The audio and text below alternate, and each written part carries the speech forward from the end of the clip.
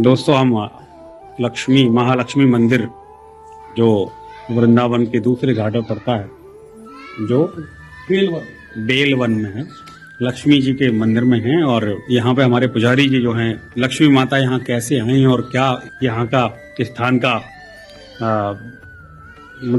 क्यों ये स्थान पूजनीय है, हम वो इनके बारे में जानेंगे।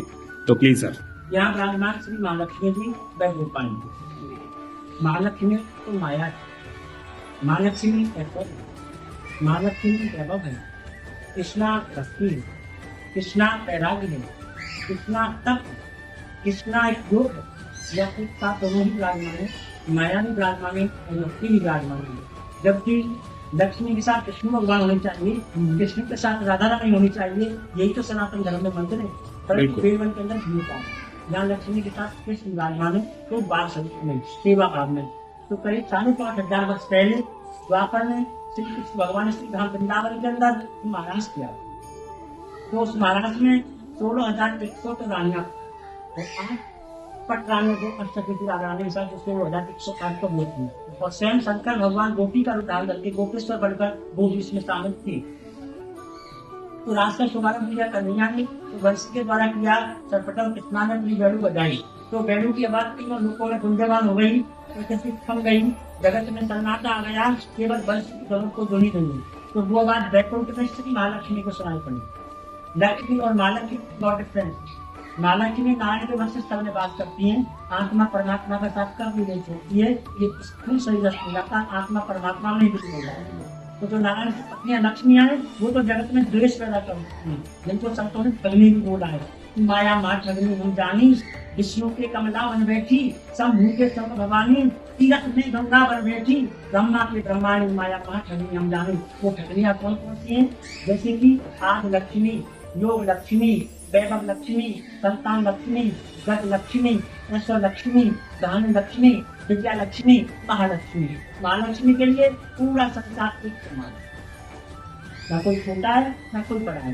तो नारायण की पत्नियां हैं, वो तो जगत में द्वेष पैदा कर देती है, किसी को तो सोने की बना देती है, कोई बंदा 3 लोग 5 रोड पर भूखा फिरता रहता है, किसी को करोड़पति बना देती है, किसी को यही नहीं पता मेरे पास कितनी प्रॉपर्टी है। वो नारायण की पत्नी का कार्य है। परंतु महालक्ष्मी के लिए पूरा वर्ल्ड एक समान है। एसी में रहने वाला है, उसको भी भोजन कपन चाहिए, फुटपाथ पर रहने वाला है, उसको भी भोजन कपन चाहिए। और तो बीच की अवस्था देने की कोई किसी प्रकार देता है, तो किसी प्रकार होता है। इन्होंने श्री नारायण से पूछा कि नारायण, ये बंसी की आवाज कहाँ से आ रही है? और सभी देवता अपने स्थान यथा पर दौड़ के चले जा रहे हैं। देखो शंकर भगवान भी जा रहे हैं, ये वैकुंठ में उतार भी हुए। तो नारायण ने कहा कि वृंदावन क्यों, वृंदावन के अंदर महाराज हो जाए। उस राज को कौन कर रहा है? वो उन्होंने कहा राज कोई छोटा सा बालक है, जिसकी अवस्था 8 वर्ष की है, उसका नाम कृष्ण है, वो कर रहा है। तो उनको अचंबा हुआ, 8 वर्ष की अवस्था 33 कोटि देवता दर्शन करने के लिए जा रहे हैं, शंकर भगवान के दौड़े चले जा रहे हैं। तो कोई जितनी बालक है तो मेरी भी नहीं जाता। तो नारायण को तो पता था ये तो माया है, ये वैभव है, ये ऐश्वर्य है, राधा रानी भक्ति, राधा रानी वैराग्य है, राधा रानी तप, इसको नहीं आने देगी। परंतु जबरदस्ती करके हट करके वैकुंठ से श्री राम गंगा कर देगी, इसका राधा रानी को पता पड़ता है। तो राधा रानी कौन है? भक्ति, कृष्णा परमात्मा, लक्ष्मी माया, इनको तत्वातीत बोलते हैं। तो राधा रानी ने सोचा अगर लक्ष्मी जी का राज के अंदर प्रवेश हो जाएगा तो उसका तो ध्यान भी बदल जाएगा, वो तो गोपी नाम बना लेगी, वो साधु की बन बताएगी, उसको वैराग हो जाएगा। जब महालक्ष्मी को वैराग हो जाएगा तो संसार कैसे चलेगा? महालक्ष्मी की जगत नहीं चल सकता है, तो उसको तो धोखा था। तो उन्होंने श्री कृष्ण भगवान से कहा, मतलब भक्ति में परमात्मा से कहा कि साहब आप राज कर रहे हो, वैकुंठ से महालक्ष्मी जी आ रही है, वो तो इतनी ही सुंदर है कि सभी देवता मोहित हो जाएंगे, तो आप भी मोहित हो जाओगे, पूरा जगत की मायावादी हो जाएगा, कोई नहीं जाएगा भक्ति को, दान को, पुण्य को, तो रोकिए ना तुम लोग। तो भगवान ने कहा चिंता ना करें। तो वृंदावन से 3 किलोमीटर दूरी पर यमुना पार करके बेलवन एक जंगल था, बेल पत्र के पेड़ 13 पता है कि झाड़ियां में घना बना जंगल था। और उस समय वृंदावन में कुछ नहीं था, केवल तुलसी का वन था, वृंदा तुलसी थी, उसका वन था, इसका नाम वृंदावन पड़ा। तो कन्हैया ने यमुना पार लक्ष्मी जी को रोक लिया। लक्ष्मी जी पहचान न पाई कि मेरे सामने कौन आ गया है। लक्ष्मी जी से पूछा कौन कहा रही हो? तो महालक्ष्मी ने कहा कि मैं वैकुंठ में बास बसने वाली नारायण की एक आत्मा हूँ, मेरा नाम श्री महालक्ष्मी है, मैं वैकुंठ से आई हूँ, श्री धाम वृंदावन जा रही हूँ। उन्होंने कहा आप नहीं जा सकती हो। तो मुझे क्रोध आ गया क्यों नहीं जा सकती हूँ? मैं सुंदर नहीं हूँ क्या? मैं स्त्री नहीं हूँ? ठीक है, तीनों गुण मेरे अंदर विद्वान सब गुण सब गुण इतना नहीं सरदार का ऐश्वर्य सब वैभव है वो मेरे हाथ है। और जो ब्रज की गोव का गोबर डालने वाली छाछोड़ने वाली गोव का उनको तो रास में प्रवेश मिला है। शंकर पुरुष होते हुए से रास में प्रवेश मिला है। आप विष्णु की पत्नी श्री महालक्ष्मी से मना कर रहे हो। उन्होंने कहा कि आपको घमंड है ना कि मैं माया हूँ, मैं सुंदर हूँ, मैं ऐश्वर्य हूँ, मैं वैभव हूँ, मैं नारायण की पत्नी हूँ। पहले आप ऐश्वर्य भाव के घमंड का त्याग करो, गोपी भाव बनाओ, साधु जीवन बिताओ, वैराग्य लेके आओ, राधा रानी के चरणों की भक्ति करो, तब आना। तो इस जंगल में बैठ के पद्मासन स्थिर देवी पर ब्रह्म स्वरूपिणी परमेश्वर जगत माता लक्ष्मी नमस्ते पद्मासन में विराजमान होकर तपस्या करने लगी। भगवान श्री कृष्ण ने सोचा कि जंगल में किसी का रहना चाहिए, किसी सेवा कौन करेगा। इधर राधा रानी सोचने लगी कि अतिथि देवो भव, आया हुआ चूंकि देवता के समान हो रहा है, अगर मैं रास में रहूंगी तो लक्ष्मी का अपमान होगा, तो लक्ष्मी का सम्मान रखने का राधा मान लेते मान सको जंगल में जाके छुप गई।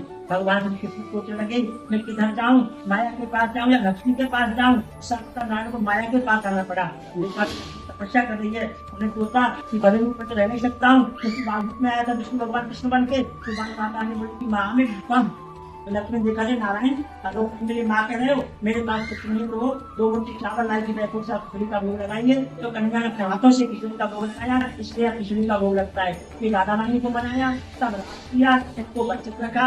आज भी महालक्ष्मी दास के लिए वंचित हूँ। बोलो महालक्ष्मी मैया की जय, हरि लाल की जय। अच्छा बल्कि यहाँ पे जंगल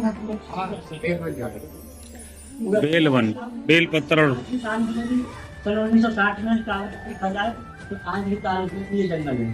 जंगल है ये 1960 के बाद में भूमा किया ने यहाँ पर पट्टे करा लिए, तो संक्रमण करा दिए, फिर भूमिका लगी। 12 घंटा लेने इसमें कब्जा करना होगा। तो मैंने तो हमने सुना है मूर्ति दो को भाषा पहले थी ब्लैक कलर देखी ना हिम्मत करती थी, राम वाला से मिलकर बुजुर्गों से और उसको मानी फिर कम से कम 6 साल तक 4-5 साल तक चित्रपट की पूजा हुई। ना वो आ गई लौट के नहीं यार एक बार दिन आ गई, पहले कलर की पूजा हुई, फिर राधा वल्लभ की बार गोसाई ने वो द्वारा वो मूर्ति बात पूरी हो गई। जब एक मूर्ति के और दोबारा है कि दोबारा टूट गई। अच्छा जो गोसाई तेरा कोई ले गई भाई। बहुत बढ़िया देखा दोस्तों। तो हमने अभी लक्ष्मी मैया यहाँ कैसे विराजमान हुई इसके बारे में हमने सोचा, और हमारे साथ हैं राष्ट्रीय कविवर महोदय मनवीर मधुर जी जो हमारे साथ हैं। अब कुछ ही दिनों में आप यहाँ की एक गुण गाथा इनके मुखारबिंद से सुनेंगे। तो दोस्तों thank you all of you, wish you well, thank you.